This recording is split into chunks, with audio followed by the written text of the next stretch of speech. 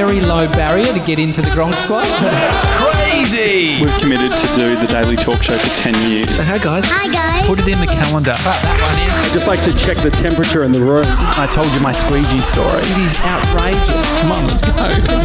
It's the Daily Talk Show, episode 989. Happy Monday to you, everybody. Doesn't feel like Monday, does it? That's why you were struggling. Feels like midnight. Feels like Sunday. That's the joke. That's the joke that we make when we're feeling a little exhausted. Could be middle of the day. It feels like midnight. Midnight. I mean, I remember staying up to midnight as a kid. Mm-hmm. Oh, man. God, there were some good times. I know why you love nostalgia so much. Yes, yeah. Staying up to 12:45 when the WWF was on, the wrestling. Yeah. It was a big thing. I had my mate sleep over and we stayed up late to watch the wrestling. It was, the fun. thing that's like on so late because it's like pretty naughty. Yeah, and no one it didn't. I mean, it had a big following, 80s, 90s wrestling, but I don't know why they mustn't have put it on during the day.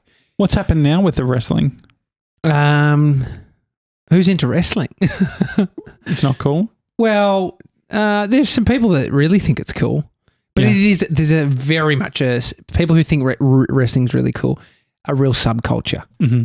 You know, it's like there's a certain type. Did you ever go to a Melbourne, because they came to Melbourne, I think? Absolutely not. No. Not into sitting 4Ks away from people sort of, not really. They're fighting. But The Rock came out of wrestling. Yeah, I mean, he was great. I used to watch it. I was obsessed with it when I was younger. Do you remember Kane? Kane? Long hair, with a red mask. Kane, no. Yeah, that's a guy. Kane. What was the guy? Stone Cold Steve Austin. Yeah, Stone Cold. Wear my black Speedos. The Undertaker. Yes. But then there was Rey Mysterio. He used to wear a mask too. I used to have the wrestling game on Nintendo 64. Was there WWC? WWE? WWF? So WWE was created because WWF were sued by the Wildlife Foundation or whatever. Yep. And changed. And so they changed to WWE. But no, there was not Stone Cold Steve Austin, the guy who had the sex tape. Hulk Hogan. Yeah, he's in the old so league. What was it? Yeah, so that league was called WWE maybe. No, he was in a different league. I'm going to look it up. I used to love the Royal Rumbles. Yeah, it'd just be 20 blokes in a ring just fucking pushing each other, just fighting. What'd you say? Wrestling league? Stone Cold, what's his name again? Hulk Hogan. Oh, dude, he was jacked. Just his yellow little shorts, his little undies or whatever they were, red, and he'd just that thing around his head. Oh, he was a real weapon. Yeah, I mean, there's a lot of different places I think that he wrestled. Andre the Giant was from Hulk Hogan's league. Uh-huh. Do you know how tall Hulk? Yeah, I reckon he'd be 6'2".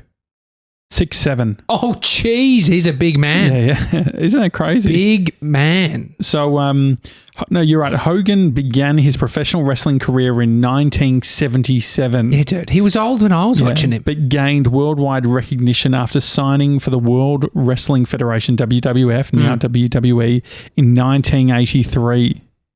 Holy shit. During his initial run, Hogan was also won the WWF Championship 5 times, with his first reign holding the record for the second longest in company history. Yeah, man. Maybe I'm thinking of the Royal Rumble. Oh, no, here you go. No, in 1993, he departed the WWF to sign for a rival promotion, the WCW. Oh, the World yes. Championship Wrestling. That's what I remember. Yeah. The game was based, I think there was a game based on the WCW. Yeah. God. It was a real vibe, wasn't it? The guy who took over from me in Shepparton on the radio there, Simon Tackler, obsessed with It's got a name for it. Obsessed. Would go overseas and interview them when he was here. When they were here, he'd go in and interview all the wrestlers. It's fun. But anyway, packages arrived today. It is a big one too. What's the weight on that? 1.86 kilograms. 1.86, coming from Austria. Dude, I'll take whatever's in that. All right, are you ready? Unless it's a kit. So it's got a lot of going on. A lot of tape. It's and it's not red tape. Thank you very much. I don't get it. You know, the red tape. As in too much red tape. Bureaucracy. Yeah. It's too much red tape. I mean, the stuff that's happening in the with that ship. It's moved. Bullshit. Yeah, clap it in. After 6 days, the Suarez Canal, or I can't say it properly, but they have moved it. I just saw today. Literally, it's 5 o'clock on a Monday. This is what happens when I don't read news for a couple of days, because everything that I'm telling you, you're giving me the latest update. So I said to you, I'm like, oh, did you hear about the guy that had a party with 25 people? He had COVID. You had COVID. You're like, nah. No, you didn't. No, mate. I was like, okay, well, that's the latest. And then I've just said about this, and you're like, nah, you're wrong. You're the guy that knows. It's actually a good feeling that you're a headline guy and so am I, and I've just read the latest. The latest headline. So tanker MV ever given partially refloated after blocking Suez Canal. So it looks crazy, that canal, like ginormous ships cruising through just to get through to the other side of this canal. It gets you excited about logistics, don't you think? Does it? What does? Yeah. I mean, I've always thought, like, looking out in the bay here in Melbourne, I've always thought, imagine, it's a nice bit of strength to that tape that they've wrapped it with. So it's from Fabian. Careful. The knife. No, but careful of it falling out, whatever the 1.86 kilos is. I've always thought about, like, who's out there? What are those what kinds of people are on there? What do they do? On the ship? Yeah. What are they up to? A lot of bad shit. You reckon? No. You reckon they? No, I just imagine it's like, it feels lawless. I watched a documentary about, can't remember where it is, hi at thedailytalkshow.com. Send us an email if you know. But I'm going to say Panama. The Panama Canal? No, so there is a place where everyone signs up their ship because they don't have to deal with the laws. So you have to deal with the laws of whatever the flag is that you wear. Okay. On the ship, like the ship that you have, the flag you have on the ship. And so what happens is if you go into US waters, you'll see a bunch of companies that are technically from the US, but they're registered in countries where minimum wage is low. Like, you don't have to have a minimum wage. And so it's a way of scooting through some of this human rights stuff. So it's not great. Are you ready for this? Panama's one of those places. Mel Gibson has an apartment in Panama. Really? I don't know, some shit's going on down there. There's like access to, drugs. Mate, have you just spent half an hour cutting that open and you still didn't cut it open? Are you ready? Okay. I'm going to open it. This is from Gronk Fabian. But I'm not going to... So, ready? You're going to see it first. Yeah, but don't pour it out. Oh, mate, ready? This could be a nightmare. Hang on. Oh, my God, it's a cat. No, it's not. Okay, ready? All right. You can open it now. Can you describe it? It's paper. A paper? So how great is that? So it's some paper in German. Oh, this is nice. Oh, my goodness. What have we got? An AeroPress. Yes. And we've got a letter. Fabian, I've always wanted an AeroPress for the office. Oh, this is... Can you just show me that? The primal rock salt from Aussie... Exquisite quality for exquisite. Okay, that's like a promotional piece of. Yes. Okay. Here we go. But we got a handwritten. This letter is so long. Okay, just grab a section, read the first paragraph, and then I think we read it. Maybe he doesn't want us to read it out. Yeah. We'll read it off air. This is so nice. This is beautiful. He likes the profound conversations to just the trash talk. Great. That's what we do. That is so nice. The yin and the yang. Look what he's... Oh, bullshit. Trash and the treasure. A Kinder Überraschung... Wait. Überraschung Maxi. Wow. So that's the Kinder Surprise. It's a Kinder... not have that in a location that Bodie can see it. He'll smash it. He loves it. We have some... Salts. Some salts. This is great. We have... Oh, this looks... Oh, my goodness. Cafe Condottieri Salzburg. Chocolate? And throw that to I'm not throwing it. It's It's delicate. How? It will fall out. Catch. Oh, yeah, I see what you mean. But then, this. Look at this. Hang on. I feel like he's gone to a cafe and just like bought these and now he's sending them over. This is great. I wonder how long this took to get here. And some Neapolitan wafers. And these are balls, dude. And of course, Hubba Bubba Mega Lang. Oh, yeah. Different flavors. Dude, that's for Chewy Tuesday. And tomorrow. Coffee. Is this coffee? Yes. Dude. Mate. That is so generous. This is real good. Thank you. Thank you so much. Thanks, Fabian. That AeroPress, I reckon, will get a good run on Ep 1000 for when we're feeling a bit tired. Get us fired up. So this chocolate, let's have a look. So what's the deal? So it's a ball. How do you feel about just eating things that are sent to us? Absolutely. I trust him. Not saying you don't trust him? Not saying I don't. I'll bloody eat it.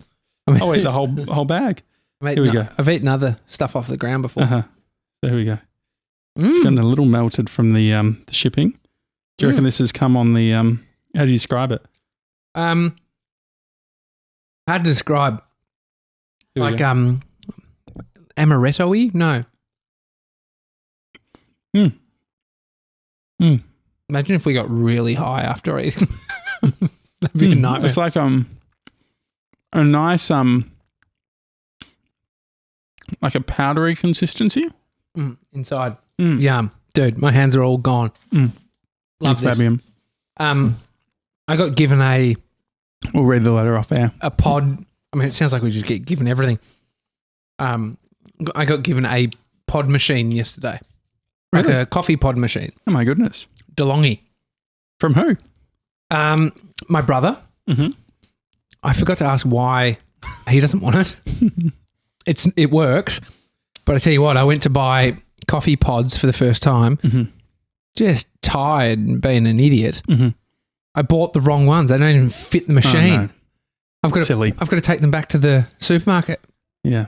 Very annoying admin to have to do. So did you get like a no brand sort of thing? No, it's a DeLonghi. It's like I should have just known. But you got that brand of pod. I got Starbucks. Yeah, well, this is your problem. And so what does Starbucks allow? Big ones. It turns out Starbucks have their own machine. Oh, really? Do you know? Yeah, dude. So I've got to take them back. Actually, that made me laugh. We were doing an interview, and obviously some kids love Starbucks to the point where it's a flex, where it's like, yeah, I go to the city, go to Starbucks. That was quite funny. But I mean, it's actually more unique than saying just going to a local cafe. There's hardly any Starbucks. It just depends if if that's your flavour or not. Well, if you type in Melbourne Starbucks into YouTube, you'll see a whole video about why Starbucks failed. Oh, really? In Melbourne, yeah.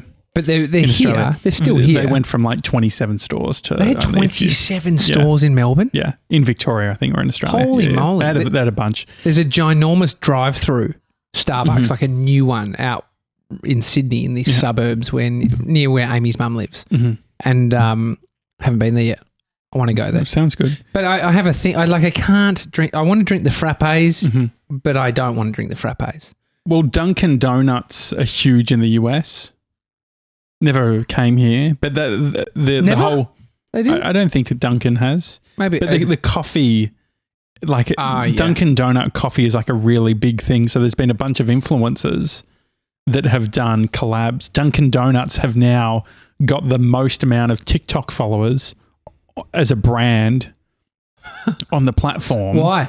Because they've started a program where they get their employees who are doing well on TikTok and give them access to the account. Yeah. Very clever. I'll take over. I saw Hog's Breath are in a bit of trouble.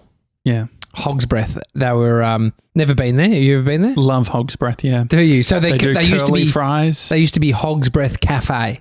Not anymore? No. So the original owners sold it, I think. And anyway, they've just got back into it. because they're in a bit of trouble. Yeah, well, I mean, George, I think, asked me, do they just do pork? Because I can see how you can make that mistake. Hog, but they do steaks. No, they're like a hog's breath. It's about steakhouse now. Okay, is that it? I'm guessing so, but I would compare it to a Outback Steakhouse potentially in the style. There was a Lone Star. There's no Outback Steakhouses in Melbourne, in Australia. Or is there? Yeah, Amy used to work at Outback Steakhouse as a kid. 15-year-old. She used to work there. Her and her sister. Has she got a photo of her working there? She probably does. She'd be the cutest little thing. Just a little Christian girl, you know. Would you like fries with your, you know? That's cute though. But no, we never got that in Melbourne. Mm-hmm. We got what was it? Lone Star. Lone Star, yeah. And Sizzler. Yeah. Planet Hollywood Crown. Was that a thing?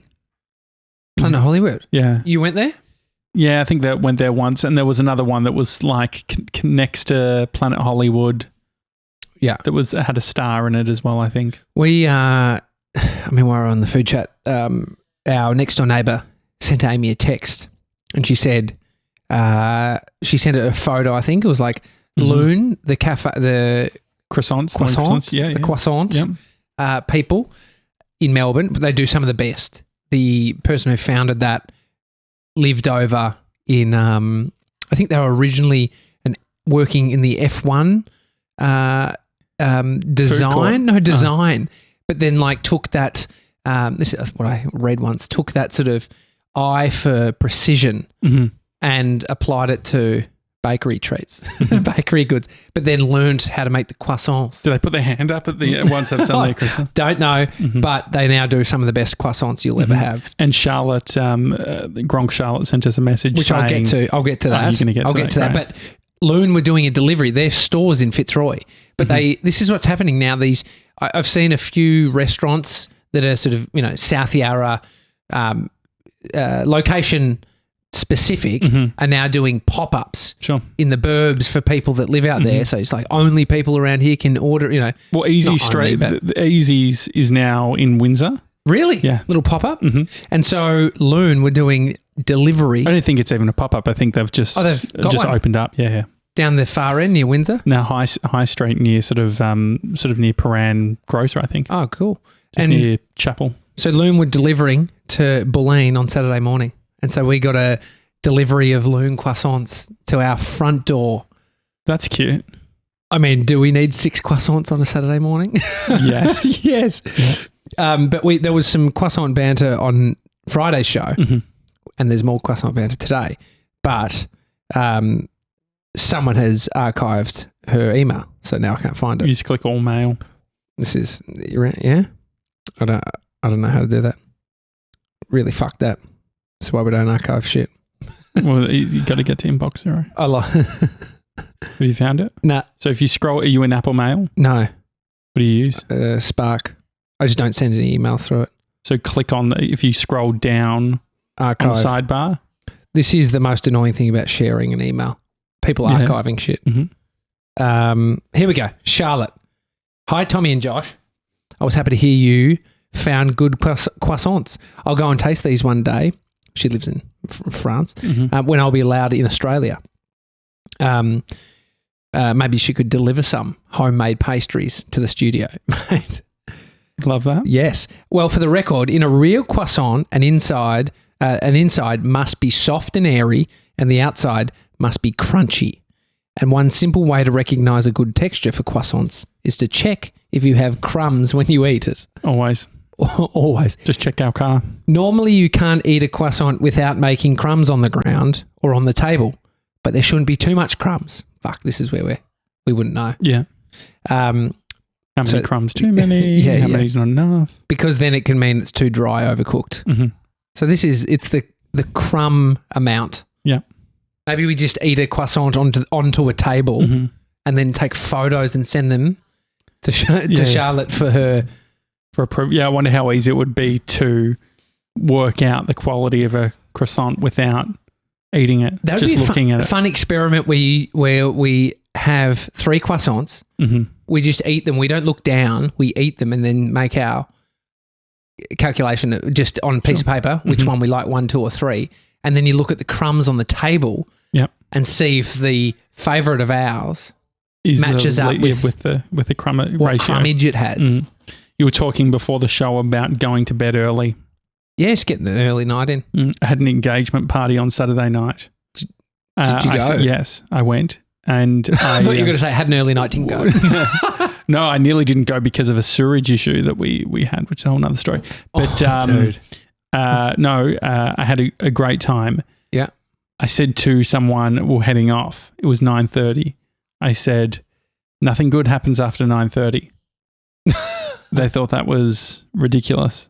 Because have you heard that saying? No, because you've stolen that saying from nothing good happens after. It's usually insert really late time, like 3 a.m., 12, 1, 2. Well, can we make that a thing? Nothing good happens after 9:30. Seriously, think about it. What has happened that's good after 9:30? Seriously. Depends on what context. With a group of people. Oh, dude, I've got fired up. Like 9:30, 10. It's as a parent, go home at like if you're in bed before 12 and you've given it a good solid hit, you're good. Like that's a good night. But you could peak at 9:30 isn't like, I feel like that's so it's about the peaking, isn't it? You could peak at 9:30. Yeah. If you're going out for dinner, and so aren't you meant to leave on a high? So my point is, it's like I was peaking. Everyone's like, I was like, no, like I went on the high and it felt really good. No, that's all right. I mean, for you then, that saying works perfectly. Yeah. But usually it's from 12 onwards. Okay. Like the shit that goes on in the night time. Yeah. Like no one needs to be at the club at 3 a.m. Have you ever been a night guy? So speaking to some friends and they say like, I can't, like I'm a night owl. I go to bed at 1, 2. No. And it's quite, like I used to be like that. Like I used to be like work until 3 or whatever. Nah. But not because I was busy, just because I poor time, or not even poor time management, just thought that I liked doing that. But it's gotten to a point. So for instance, I'm going to the golf range, driving range with George after this. I said to Bree, I'll be home around 8:30. And I said, we could watch an episode of Shahs of Sunset when I get home. And she's like, isn't that a bit late for you? And because that is a bit of a contentious thing where it's like on Friday night, I said to Bree, it was like 6:30. I said, you know what? I'm going to stay up late tonight. And by 9:30, I said, do you want to go to bed? Listen to an audio This book. was Friday. Yeah. And she said, she's like, I don't mind if you go to bed early, but just don't profess that you're going to, or, claim that you're going to be staying up late if you're going to bed at 9:30. I mean, it's amazing how you can be an early night person. Like you much prefer it. But then if you can push it and do the 24-hour stream that we did do.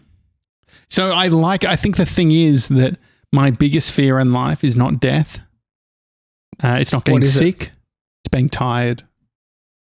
And you're there. So how's your biggest fear come true? No, but I think that I'm pretty good. Like if I don't have the right amount of sleep, if I don't have at least 7.5 hours sleep, I feel like nothing good is going to happen. And so there is an element of if I know that I've got to get up in the morning and I see that the time's ticking and I'm not in bed, there's a panic. I'm panicked. Yeah. Anyway, I've started listening to an audiobook that I saw in the comments of Diavella's latest video about anxiety. And what's it called? Feeling Good. Feeling good. Yeah. It's all about... What does feeling good mean to you? Feeling good is about... So I'll make sure. That's feeling Not good. The book, as in you, just for you. Feeling personally. good is about being able to take everything that comes to you with grace. Don't you think? Rather than like fucking getting angry about stuff or... Yeah. Book detail. Do you want to know what the book is? Yeah, I want to know what this book is. The good news is that anxiety, guilt, pessimism, procrastination, low self-esteem, and other black holes of depression can only be found with can be cured without drugs. In Feeling Good, eminent psychiatrist David D. Burns, MD, outlines the remarkable scientifically proven techniques that will immediately lift your spirits and help you develop a positive outlook on life. Only criticism so far, a lot of references to the diagrams so that you have to download a PDF and look at diagrams. Okay. And when you're going to bed trying to listen to a book, the most amount of sort of, self-awareness in that moment is to, don't get angry about it. It's fine. Just ended up turning it off, to be honest. But. Because it's a vision, you need to be seeing the pages. Well, yeah, because it's like, okay, read. You have, you do a questionnaire and it's like a scale of depression sort of thing. Okay. I'm guessing it's similar to what the doctors do before you're allowed to access those 10 free sessions or whatever. Is it like listening to Barefoot's book but not doing anything? Barefoot, he wants you to sort of write out a bunch of stuff and look at some charts. It's hard. Potentially. Yeah, like it is. It feels like I'm listening to a textbook. Not good. But there is something worth it though. I do like telling myself that just there is some version of a win within this. Mm-hmm. That's nice. Definitely. Right. Well, enjoy your early night. Yeah. Got to get that sleep, mate. If you rock up tomorrow and you're furious. No, I won't be tired. No, good. Have we got to wake up early, do you think? I don't know. Doing the show before or after? We'll talk about it later. All right. Enjoy the rest of your day, guys. We'll see you tomorrow. Have a good one. See you guys.